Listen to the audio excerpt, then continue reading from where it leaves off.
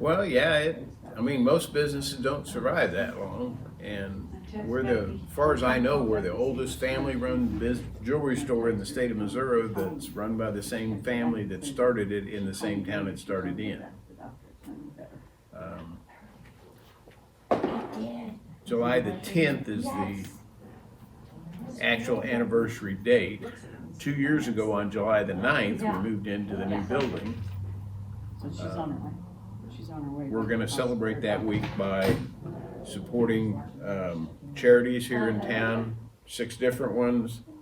The food pantry, which is next door, the women's shelter, the Ministerial Alliance, Cameron Historical Society, the Depot, which is the Depot, Cameron Boy Scouts, and Cameron Veterans Alliance. We like the fact that all of the people here in Cameron have supported us for 150 years, and that's something we want to do is support charities here in town who have helped us, and people that have supported us all these years want to give back to the community like we do all the time. One of the things we're going to do is on Saturday, the Boy Scouts are going to serve hot dogs out on the street next door, and the first 150 hot dogs and buns are on me. They'll have drinks and chips, and if you want to buy those, that's fine. I've been involved with Boy Scouts for over 50 years. The store was started by my great-grandfather, Charles A. Leibrandt II. Charles A. Leibrandt I was a doctor, I think the 3rd doctor here in Cameron. He, across the street on the Pocket Park, I guess he actually dug a bullet out of one of Jesse's bunch years ago. I mean, when they were out running around this part of the country. He just lived 2 blocks down 4th Street. And our man came to the house and come with me, and they took him to the office, and he dug a bullet out of the guy, and they made him leave the key, and the next morning there was a $20 gold piece sitting there, but he still had the key. And sometimes when weather was bad and his bunch was in the neighborhood, some of them may have camped out in there, and there'd be another $10 gold piece laying there. Wow. And not a lot of people can say they got stories in their roots like that. Now this old clock here that's running, you can kind of hear it tick. It's kind of good to hear it tick again. It's been running in this business since about 1885, 1890. The oldest picture we have of the old store is about 1885, 1890. And we have a history case in here, which is kind of cool, that with the one that started the store and his father, and then my daughter and her 2 kids, we're 7 generations in Cameron now. Wow. And each owner of the store over the years, the one that started the store did a lot of sheet music, sold pianos and organs. I was amazed. Mom always wanted to learn to play the piano, so she got a piano back in the early 60s, and my grandfather came over and played. I had no clue he could play the piano, and he sat down and he played by chords, but he sat down and played the piano for about 30-40 minutes, and we were amazed. Us kids were. There's 3 of us boys, and we had no idea he played the piano. wow. And because he was a hunting, fishing, outdoors guy, that's what he did. He sold fishing tackle in the old jewelry store. Just if you're facing it, just to the right of the back door.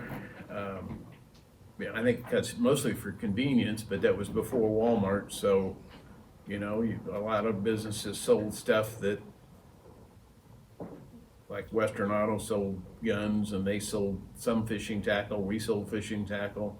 I think Connell's used to sell some fishing tackle, because you didn't have Walmart back then. And, things I remember about Cameron when I was a kid is, as a kid, Mattingly's, which was just west of the bank, and down in their basement was the toys. and your parents could bring you into the store and send you to the basement. You could look at toys while they were doing the rest of their shopping. Huh. And then they'd come down and collect you when they were done. And you try to talk them into buying you something, but it didn't always work. Well, it's been kind of odd. You'd be surprised the number of people that have lived in Cameron quite a while that never drove down 3rd Street and didn't know we were even here. Really? I mean, you know, a lot of people that live in Cameron, you know, their kids go to school here. They work in Kansas City. They do most of their shopping on the way home, and they just don't go down 3rd Street. You know, and with internet banking and all that stuff, they don't go to the bank like they used to. So, you know, it's been a learning experience, and you know, we have to let them know what we do, because most jewelry stores today, almost all the repair work they do gets sent out. They don't do it in the store anymore, or very few of them do. Especially your mall store, mostly send it out. And unlike most mall stores, if you buy a brand new ring and it doesn't fit, they charge you to resize it. Up to 2 sizes, I don't charge anything to resize them. If we go more than that, I charge a half what we normally charge, because I made one the other day for a lady from a 7 to an 11. So. And I think we were talking about earlier, kind of, because we were talking about, you know, the mom and pop, you know, front stores, and you know, what is it that makes like a mall shopping experience versus when you come to Leibrandt, the shopping experience here? What makes the difference, do you think, and what makes people like I alluded to earlier, where you have generations of families coming in? What makes them keep coming back in for that experience? The thing that I always try to do when what jewelry I sell, I look at it and go, is that going to hold up? Because I'd rather not sell you something that's going to fall apart than sell you something that's going to stand the test of time, that you'll be able to pass to that next generation. It's just like today, most people don't realize they make gold neck chains that are made out of hollow gold tubing. They don't weigh anything. They put big prices on them.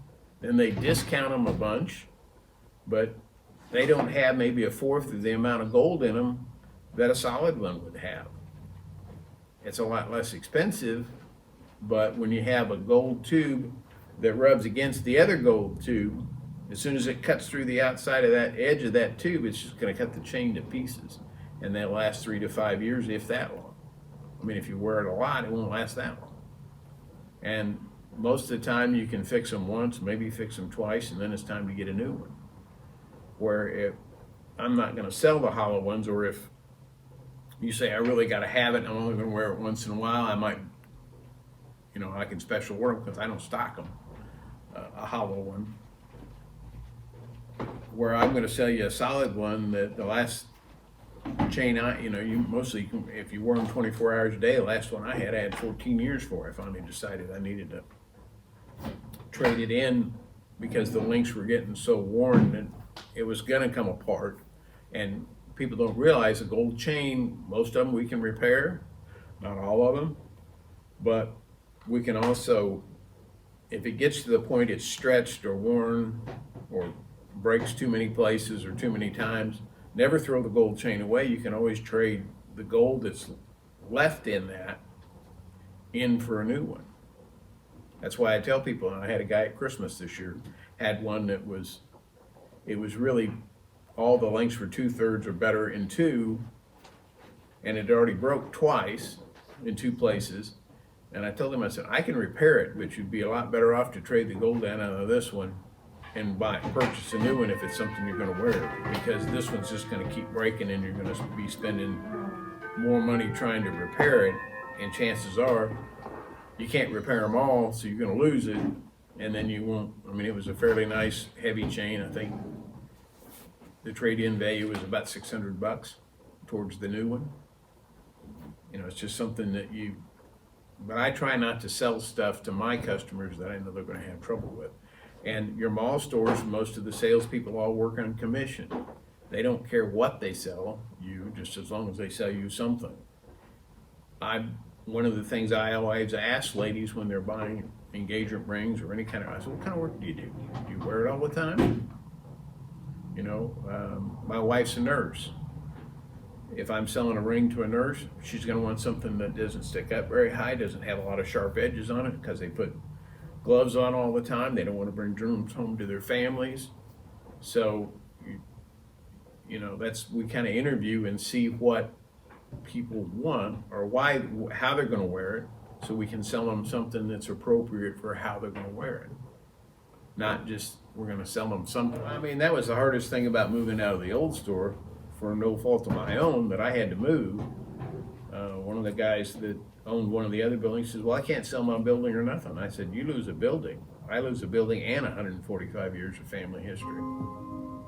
I mean, it's just really, it took me probably a year to get to where I wasn't angry. Mm-hmm. You know, we took as much of the history of the old cases as we could. The one case up here in the corner, the tallest one, that was in the building back in 1875 when we moved into that building. And something that I always didn't know until we were looking for Commonwealth agreements and stuff like that, that I always thought my great-grandfather bought the building. No, his mother bought it. And for a woman to have owned real property back in 1875 was pretty unusual. But her dad was in the real estate business, so that probably had something to do with it. I was around and at the store when they were trying to film that movie Adam at 6 a.m. in the store. There's a shot. They tried filming inside on a Friday night, but the glass in our cases with their lights, they couldn't get good shots inside. Mm-hmm. So they ended up doing there's a shot that lasts about that long of Michael Douglas and the other gal that was in the movie giving each other a hug and a kiss in front of the east window at the old store. And you can read Leibrandt Jewelry on. Huh. I mean, it lasted about that long. But they spent probably 3.5, 4 hours trying to film, and there was too much glass. They were getting too many reflections. Yeah, on Monday we're gonna have, the city's coming down and we're gonna shoot some confetti off and which we want you to be there on that Monday morning. I think it's at 10 o'clock. Yeah. And then we're gonna have a coffee ladies coming in that day. On Saturday, we're doing something new that's fairly popular at the moment. They do permanent jewelry where it's chains that they actually don't have a catch in them. They actually solder them directly to your wrist. We're bringing in somebody to do that. It's something we're going to consider doing. It's just a matter of, we'll see how it goes over. Yep. You know, bigger city stores are doing that a lot, but it's a fairly substantial investment to be able to buy the equipment to weld it on your arm with your arm in it. Yeah. And then, like I say, each day there's a $150 gift card we're going to give away, and then and you're eligible that day for that $150 gift card. Then all non-winning tickets go back in a big drum at the end of the week, and we're going to do a $500 gift card. And speaking of gift cards, was it that you come in and buy something, you're eligible? If you come in, you get one. Okay. If, for anybody 18 years or probably 18 years and older, come in, you get one. If you buy something, you get one. And then the 6 charities that we're supporting, if you donate to them, you get one. Okay, and this is to be in the drawing, right? Each day, yeah. Okay. So if you came in every day, you could get quite a few and all the non-winning wins go back in the bucket at the end of the month for the end of the Saturday drawing for the 500. And the 100. And normally we're closed on Tuesday, but that week we will be open on Tuesday. And then Thursday night, we're sponsoring the ice cream in the park. Absolutely. And of course, for the band concert. Yeah. And they just celebrated their 153rd anniversary, so it's Yeah. gonna. Well, and my grandfather great-grandfather sold some of the, probably quite a few of the musical instruments. And one of the guy that was their, because at one time they were a marching band, he was a stoner, which was my, like I say, my great-grandfather's wife's dad and brother were involved with the marching, when it was a marching band. Huh. That, They published a little, the first concert or second concert this year. They had a little history of some of that. And then I've got other things that there was a traveling businessman's association that I've got a book that tells a lot of, like Mr. Goodrich and other prominent people in Cameron that traveled and tried to bring business back to Cameron. Because see, one of the things my grandfather's sold, besides fishing equipment, he sold some of the very first TVs and radios in Cameron. out of Leibrandt's? Yeah. And actually the TV shop that was next door that Dean Burkett ran for a lot of years, how he got into the TV business was, my grandfather had a bum shoulder that got hurt in a car wreck, and he had to go from being right-handed to left-handed, and he didn't like heights anyway, but with that bum shoulder, back then you had to have an antenna that was really tall to be able to get much in the way of TV reception. So he hired Dean and his brother, who were farming, to put up the TV antennas for him. Well, when TVs got a little more complicated, when it started going away from tubes and that kind of stuff, Grandpa didn't know how to work on them. So he told Dean if he went to school to learn how to work on the TVs, he'd let him have the dealership. And that's how the TV business ended up next door. Because before it was a TV business, it was a Firestone tire store. Huh. I'm sorry. I mean, you know, there's Just a wealth of knowledge. Oh my lots of history goodness. that people don't, you know, and Dean could fix about anything electronic. Just before he retired, I had bought out another jewelry store and had some equipment, cleaning machine, and I had two of them, neither one of them worked. And I said to Dean, Dean, can you work on that TV? Or work on those, see if you can make one out of two, make one work out of the two of them. Well, he got both of them going. I mean, he could fix about anything electronic. Wow. And his three kids are the same age as my brother, and my three brothers were, each one of their kids graduated, was in the same class as one of us. Because he had two girls and a boy. And I got one more question, which is, you mentioned the big event Monday. What's it like to have so many people come out for this? I mean, I know there's going to be pretty much the entire city hall is coming out, of course, the chamber. What's it like to have so many people coming out to help you celebrate this big anniversary? We just really appreciate it, and you know, it's something that doesn't happen very often. As far as, I mean, there's only one business in Cameron that's older than ours, and it's not family owned anymore, and then that's Sloan Monument, and then you have Farmers State Bank.